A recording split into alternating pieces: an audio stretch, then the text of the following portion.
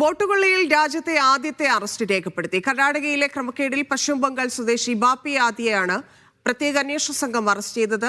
2023 അലന്ദ് മണ്ഡലത്തിലെ വോട്ടുകൾ വെട്ടിമാറ്റിയെന്ന കേസിലാണ് അറസ്റ്റ്. കോൺഗ്രസ് സ്ഥാനാർത്ഥിയായിരുന്ന BR പാട്ടീലിന്റെ പരാതിയിലാണ് കേസ് അന്വേഷണം പുരോഗമിക്കുന്നത്.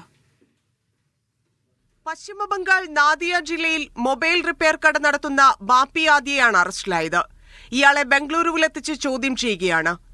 നിരവധി പേരുടെ വോട്ടുകൾ വോട്ടർ പട്ടികയിൽ നിന്ന് നീക്കാൻ ഇയാൾ കൽബുർഗിയിലെ ഡേറ്റാ സെന്ററിൽ അപേക്ഷ നൽകിയിരുന്നതായി SIT കണ്ടെത്തിയിട്ടുണ്ട്.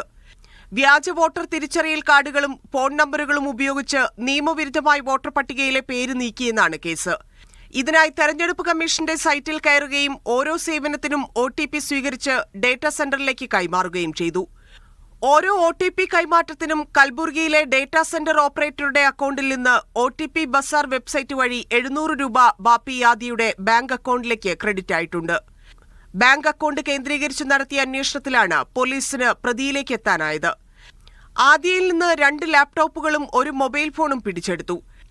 തെരഞ്ഞെടുപ്പ് കമ്മീഷന്റെ ഓൺലൈൻ സേവനങ്ങളിൽ രജിസ്റ്റർ ചെയ്ത 75 ഫോൺ നമ്പറുകൾക്ക് OTP നൽകിയിട്ടുണ്ട്.